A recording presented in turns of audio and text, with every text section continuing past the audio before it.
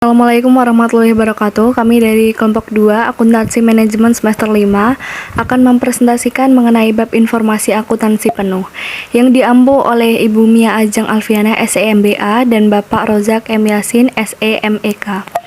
Sebelum presentasi dimulai, saya sebagai moderator akan memperkenalkan anggota kelompok kami terlebih dahulu. Yang pertama Dwi Horyunisa NIM 089, yang kedua Ika Ayu Kumalasari NIM 090, yang ketiga Nur Irca Mutakin NIM 120, yang keempat saya sendiri Dwi Fitriani NIM 159, dan yang terakhir Novi Purnamasari NIM 181. Baik, langsung masuk ke materi informasi akuntansi penuh. Konsep informasi akuntansi penuh. Pembahasan informasi akuntansi penuh selalu bersangkutan dengan objek informasi. Objek informasi dapat berupa produk, keluarga produk, aktivitas, departemen, divisi, atau perusahaan sebagai keseluruhan. Unsur yang membentuk informasi akuntansi penuh adalah total aktiva, total pendapatan, dan atau total biaya. Yang pertama yaitu full accounting information, terdiri dari unsur full asset, full revenue, dan atau full cost, yang merupakan salah satu unsur full accounting info. Yang kedua, full cost, merupakan total biaya yang bersangkutan dengan objek informasi. Jika informasi berupa produk, full cost merupakan total biaya yang bersangkutan dengan produk tersebut. Yang ketiga, full costing merupakan salah satu metode penentuan harga pokok produksi yang membebankan seluruh biaya produksi sebagai harga pokok produksi, baik biaya produksi yang berperilaku variabel maupun tetap.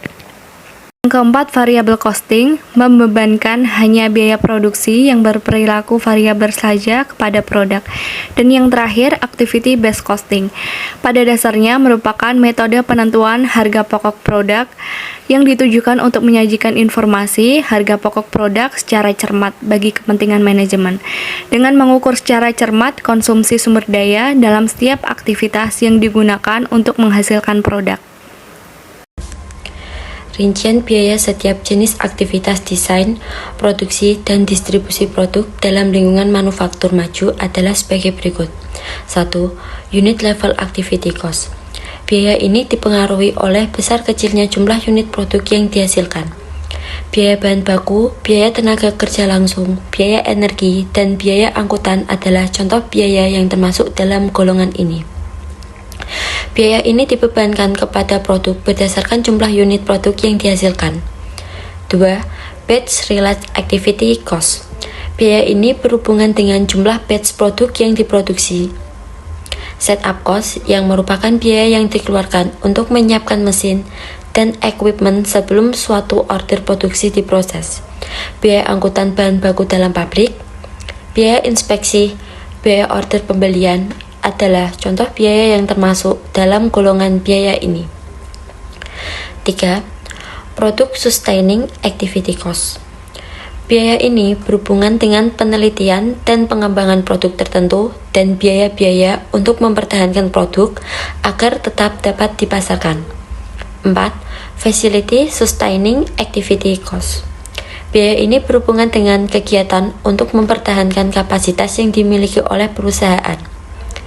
Biaya depresiasi dan amortisasi, biaya asuransi, biaya gaji karyawan kunci perusahaan adalah contohnya. Manfaat informasi akuntansi penuh. 1. Pelaporan keuangan.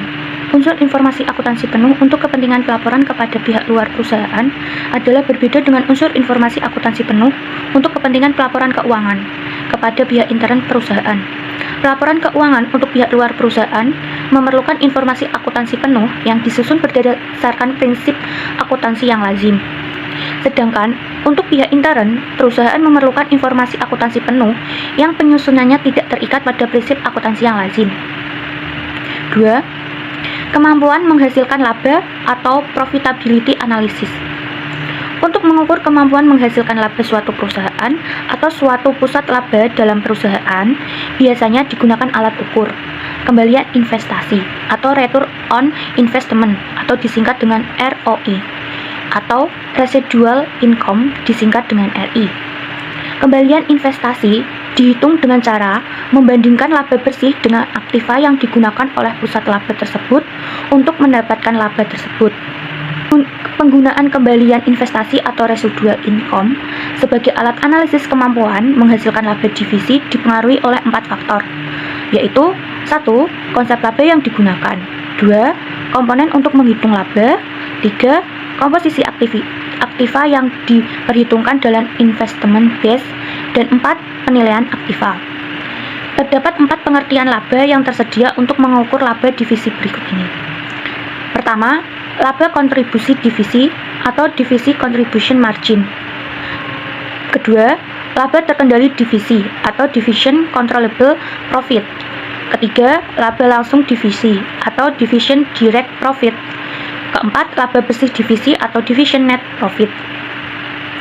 Konsep laba bersih divisi adalah yang cocok digunakan untuk kepentingan pengukuran kemampuan menghasilkan laba divisi, karena di dalamnya telah diperhitungkan informasi pendapatan penuh dan informasi biaya penuh, sehingga mencerminkan semua faktor penentu kemampuan menghasilkan laba divisi. Atas dasar kriteria tersebut, manajemen puncak dapat mengambil keputusan mengenai komponen aktiva yang dimasukkan sebagai investasi suatu divisi berikut ini. Pertama, kas, piutang dagang, persediaan, dan aktiva tetap yang digunakan langsung oleh divisi adalah contoh aktiva yang dengan mudah dapat diperhitungkan sebagai investasi dalam suatu divisi. Untuk yang kedua, aktiva divisi yang berasal dari sumber yang tidak memerlukan biaya atau interest free tidak diperhitungkan dalam investment base. Ketiga, divisi tidak dapat dibebani dengan sebagian aktiva kantor pusat, kecuali jika aktiva kantor pusat tersebut dapat diidentifikasi secara langsung dengan kegiatan tersebut. Berikutnya, aktiva divisi yang tidak digunakan secara langsung untuk memperoleh pendapatan divisi harus dikeluarkan dari perhitungan investasi divisi. Yang terakhir adalah aktiva yang menganggur dalam suatu divisi, namun masih dapat dimanfaatkan usaha divisi lain, dapat dikeluarkan dari perhitungan investment base. Kebijakan ini dapat mendorong manajemen divisi untuk melepaskan aktiva yang rendah pemanfaatnya ke divisi lain yang mampu memanfaatkan aktiva tersebut lebih baik.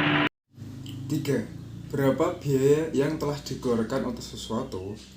Jawabannya adalah dengan menyajikan informasi biaya penuh yang bersangkutan dengan objek biaya. Biaya penuh yang telah dikeluarkan untuk sesuatu berperan bagi manajemen dalam A. Evaluasi konsumsi sumber daya yang dikorbankan untuk sesuatu. B. Penyediaan informasi untuk memungkinkan manajemen mengelola struktur biaya perusahaan pesaing. C. Pengambilan keputusan membeli atau membuat sendiri. D. Penentuan harga jual produk atau jasa. E. Penyediaan kemudahan dalam penghilangan pemborosan dengan menyediakan informasi biaya untuk aktivitas, bukan penambahan nilai. F. Penyediaan informasi untuk perbaikan tingkat kemampuan produk atau jasa dalam menghasilkan laba dengan memantau total biaya daur hidup produk atau jasa. G. Penyediaan informasi untuk memungkinkan manajemen melakukan perencanaan, pengendalian, dan pengambilan keputusan tentang biaya mutu atau quality cost. H. Cost reimbursement. I. Inventory costing. 4. Penentuan harga jual dalam cost contract adalah kontrak pembuatan produk atau jasa yang pihak pembeli setuju untuk membeli produk atau jasa pada harga yang didasarkan pada total biaya yang sesungguhnya dikeluarkan oleh produsen ditambahi dengan laba yang dihitung sebesar persentase tertentu dari total biaya sesungguhnya tersebut. Biaya penuh masa lalu dipakai sebagai dasar penentuan harga jual. Rekayasa informasi akuntansi penuh. Banyak biaya yang merupakan biaya bergabung atau common cost yang dalam perekayasaan informasi akuntansi penuh harus dibagikan secara adil kepada berbagai objek informasi. Melalui metode pembebanan tertentu, metode pembebanan biaya yang digunakan untuk perekayasaan informasi akuntansi penuh dapat dibagi menjadi menurut tujuan pemanfaatan informasi akuntansi penuh berikut ini. Pertama, Pembebanan biaya tidak langsung untuk penyediaan informasi bagi pengambilan keputusan manajemen. Dalam perekayasaan informasi akuntansi penuh, biaya tidak langsung dibebankan kepada objek informasi untuk memenuhi kebutuhan manajemen dalam A. Analisis kemampuan produk atau jasa dalam menghasilkan laba dan penentuan harga jual. B. Pengukuran kinerja manajer atau hubungannya erat dengan wewenang manajer tertentu untuk mengendalikan biaya. Kedua, pembebanan biaya tidak langsung untuk pelaporan keuangan kepada pihak luar perusahaan. Umumnya dilakukan dengan dasar alokasi yang bersifat sembarang, tetapi cara ini tidak bisa membuat manajemen salah menafsirkan informasi biaya penuh yang diterimanya, sehingga akan menyebabkan kesalahan dalam pengambilan keputusannya. Biaya bersama dialokasikan kepada produk bersama atas dasar alokasi berikut ini: nilai-nilai jual relatif, satuan fisik, rata-rata biaya, rata-rata tertimbang. Jika ada pertanyaan mengenai materi yang kami presentasikan, bisa langsung ditanyakan melalui forum yang telah tersedia di Sunan. Sekian presentasi dari kelompok kami, kurang lebihnya mohon maaf. Terima kasih. Wassalamualaikum warahmatullahi wabarakatuh.